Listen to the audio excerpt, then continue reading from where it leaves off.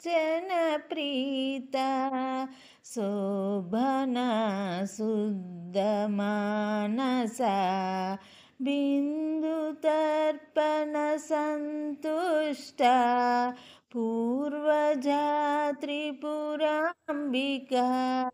సువాసినచ్చన ప్రీత అంటే సువాసినీలు పూజ చేస్తే అమ్మకిష్టమని అర్థం. ఇక్కడ సువాసినీలు అంటే భర్త గల స్త్రీలు అని అర్థం. శోభన అంటే శోభను కలిగి ఉండడం అని అర్థం. శోభన అంటే సౌందర్యం అని అర్థం. దేవి సౌందర్యంతో ప్రకాశిస్తుందని అర్థం. శుద్ధ మనస అంటే పరిశుద్ధమైన మనసు కలిగి ఉన్నది దేవి అని అర్థం. ఆమెకి అంతఃశత్రువులైన కోపము, లోభము ఇటువంటివి లేవు కనుక ఆమె మనసు ఎప్పుడూ కూడా జ్ఞానంతో నిండి ఉంటుంది. బిందు తర్పణ సంతుష్ట అంటే లలితాదేవి శ్రీచక్రమునకు తర్పణలు చేస్తే తృప్తి చెంది సంతృప్తిగా ఉంటుంది. 4 జాతుల వారు 4 రకములుగా ఈ శ్రీచక్రమునకు తర్పణలు చేస్తారు.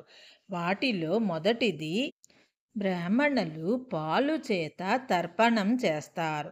వైశ్యులు మధువు అంటే తేనెతో తర్పణం చేస్తారు. క్షత్రియులు ఆజ్య నెయ్యితో తర్పణం చేస్తారు. శూద్రులు ఆసనం అంటే కూర్చుంటే చాలు వాళ్ళు తర్పణ చేసినట్లే అవుతుంది.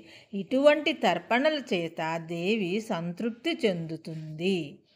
పూర్వజ అంటే దేవి పూర్వం నుండి కూడా ఉన్నదని అర్థం. మహాప్రళయకాలమునకు ముందు తర్వాత కూడా సాక్షిభూతముగా దేవి ఉన్నదని అర్థం. త్రిపురాంబిక అంటే 3 పురములకు అమ్మ వంటిదని అర్థం. ఆ 3 పురములు కూడా బ్రహ్మలోకం, వైకుంఠం, కైలాసము. ఈ మూడింటికి దేవియే అమ్మ వంటిది అని అర్థం. ఇంకొక అర్థము కలదు. జీవులకు జాగృత్, స్వప్న, సుషుప్త అవస్థలను కలగజేస్తుంది కాబట్టి ఆమెను త్రిపురాంబిక అని అంటారు.